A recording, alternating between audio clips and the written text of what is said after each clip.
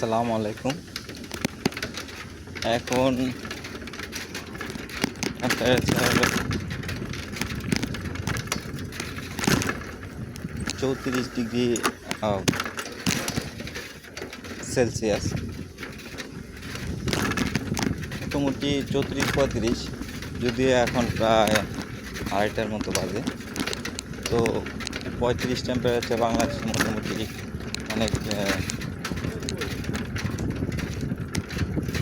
অনেকটাই সহ্য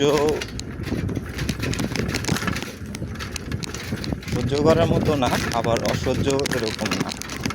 35 টেম্পারেচার, যেটা টেম্পারেচার গুরুত্ব নিয়ে কিছু আলোকপাত করব। টেম্পারেচার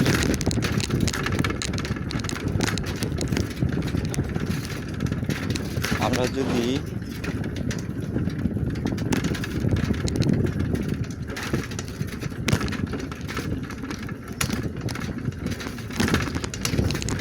আসসালামু আলাইকুম।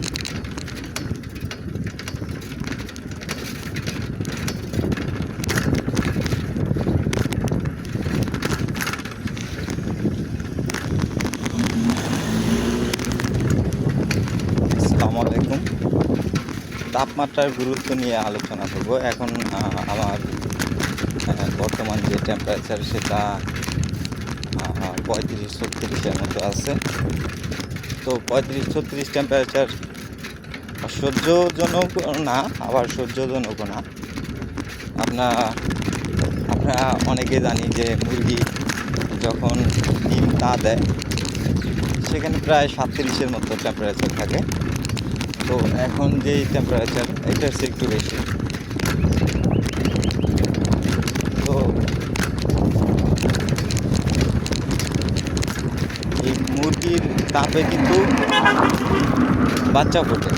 এখন এই তাপটা যদি আপনি মুরগি দিয়ে দেন, হারিকেনের আলোতে দেন, অথবা ইলেকট্রিক বাল্বে দেন, অথবা হিটার কয়েলে দেন, যে কোনোভাবেই দেন, মুরগির বাচ্চা ফুটে যাবে।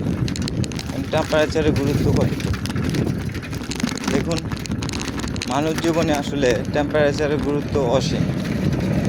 যেমন ধরুন, আমাদের স্বাভাবিক তাপমাত্রা 98.6, সেটা মানুষের স্বাভাবিক তাপমাত্রা। এখন যদি মনে করেন যে আমার স্বাভাবিক এখন যদি টেম্পারেচার যদি এটা কিন্তু আমি ফারেনহাইটের কথা বলছি, আর যদি আপনার সেলসিয়াসে ধরা হয় সেক্ষেত্রে 35-36-এর মতো আসবে। তো এখন এই তাপমাত্রাটা যদি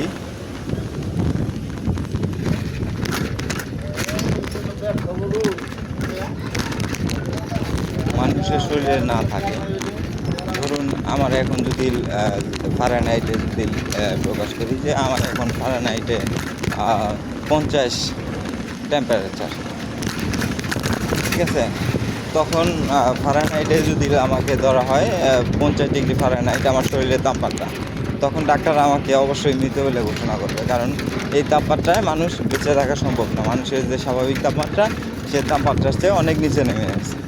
সুতরাং আমি মৃত ব্যক্তি। এখন টেম্পারেচার দেখেও কিন্তু আমরা মানুষের মৃত্যুটাকে অনেকটা নিশ্চিত করতে পারি যে মানুষের তার দেহে আত্মা আছে কিনা। সেরকম আপনার প্রত্যেকটা পশু পাখির এই টেম্পারেচার গুরুত্ব অসীম। যেমন ধরুন পানিতে, ধরুন আমাদের শীতকালে যখন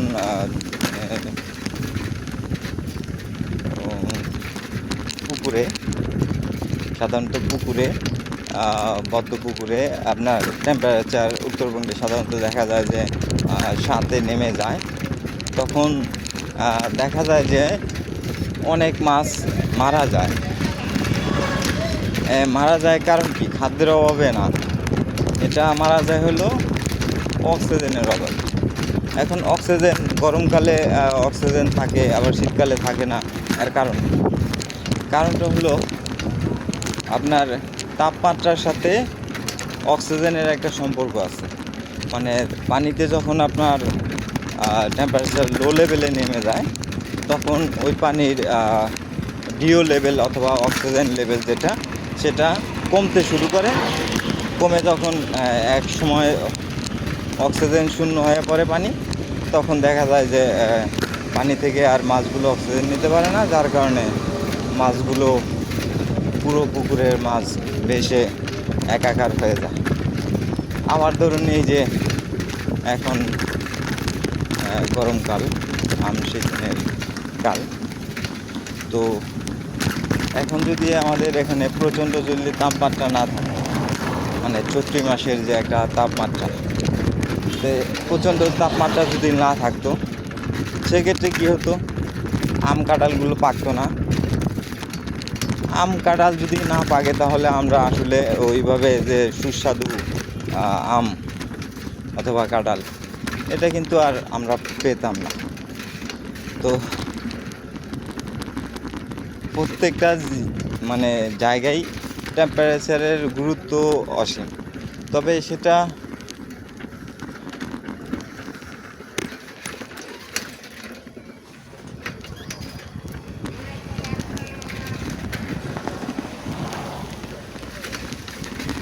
সেটা যদি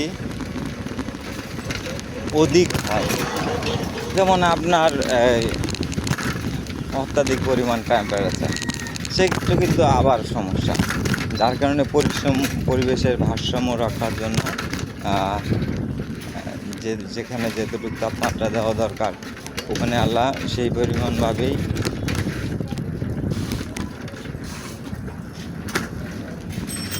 দিয়ে রাখেন এবং ভারসাম্যতা রক্ষা করেন। এই ভারসাম্য রক্ষা করার জন্য, পরিবেশের ভারসাম্য রক্ষা করার জন্য, টেম্পারেচারের মানে তাপমাত্রার ভারসাম্য রক্ষা করার জন্য আল্লাহ গাছ দিয়েছেন, বৃষ্টি দিয়েছেন, মেঘ দিয়েছেন। কোথায় কীভাবে সুষ্ঠুভাবে বন্টন করা লাগবে, এই জিনিসগুলো আসলে প্রকৃতি এগুলোর উপরে নিয়ন্ত্রণ করে। তো দেখা যায় কি যে যখনই আমরা এগুলার একটু ব্যতিক্রম ঘটাই, তখনই এটার সাইড এফেক্ট আমাদের জীবনের উপরে পড়ে। যেমন আমরা রাস্তাঘাট তৈরি করার জন্য, বাস গৃহস্থলী তৈরি করার জন্য, বাসভবন সেটা তৈরি করার জন্য আমরা যখন নির্বিচারে গাছগুলো কেটে ফেলছি, তখন কি হয়, এই যে পরিবেশ আমাদের ধাত ভাঙা একটা জবাব দিয়ে দেয়। যেমন আমরা এখন ভোগ করতেছি যে অতিরিক্ত তাপমাত্রা, এই একটা মানে গাছ কেটে পরিবেশ ক্ষতি করছি, যার কারণে আমাদের এই যে পরিবেশের যে তাপমাত্রাটা রক্ষা করা দরকার, এই গাছটা রক্ষা করে, খুব সুন্দরভাবে নিয়ন্ত্রণ করে টেম্পারেচার, তাপমাত্রাটা রক্ষা করে। তো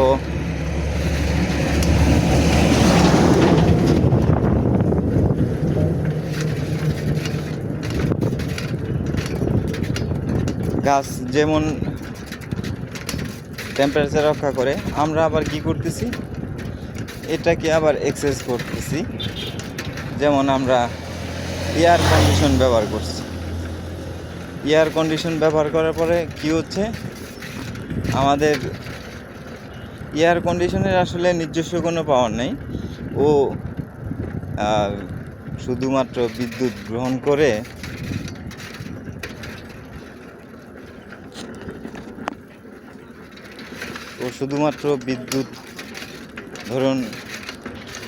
বিদ্যুৎ গ্রহণ করে ওই টেম্পারেচার এক পাশে আপনার গরম বাতাস দেয়, আর এক পাশে ঠান্ডা বাতাস দেয়। এখন যদি ধরেন, মনে করেন, অনেকে মনে করতে পারেন, হ্যাঁ এসির কাজ তো শুধুমাত্র ঠান্ডা দেওয়া না, এসির দুইটা ধর্ম আছে। সেটা আপনার যদি ধরুন আপনার দেওয়ালে এক পাশে এসি লাগিয়ে রাখছেন, এক পাশে ঠান্ডা বাতাস হবে আর এক পাশে গরম বাতাস হবে।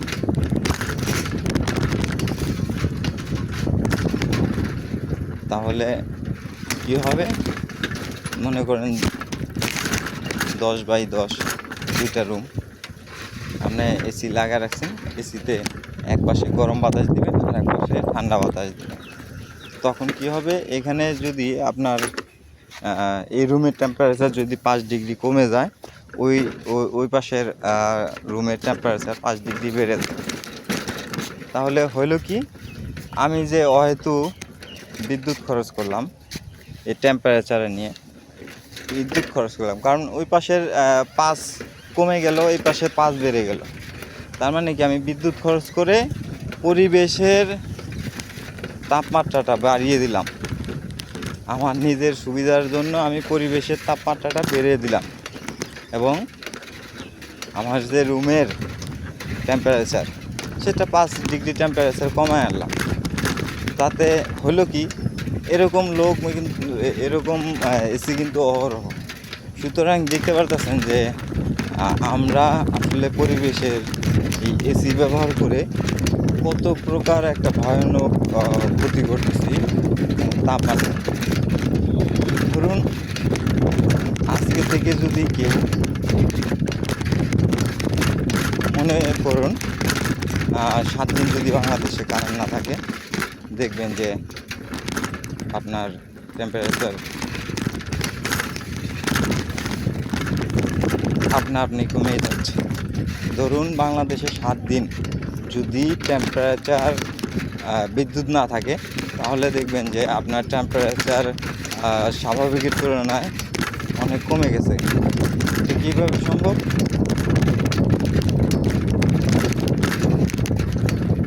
আসসালামু আলাইকুম। হ্যাঁ, এটা কিভাবে সম্ভব? এটা সম্ভব তখনই যদি বাংলাদেশে 7 দিন অথবা 15 দিন টোটালি বিদ্যুৎ বন্ধ করে দেওয়া যায়। তাও সম্ভব না। কারণ কি জানেন, যারা ধনী পরিবার আছে তাদের আসলে টাকার তো অভাব নাই, যার কারণে তারা জেনারেটরের তেল পুড়ে হলেও এসি এয়ার কন্ডিশন চালু রাখবে। সুতরাং এটা থেকে আসলে পরিত্রাণ পাওয়া আসলে অসম্ভব।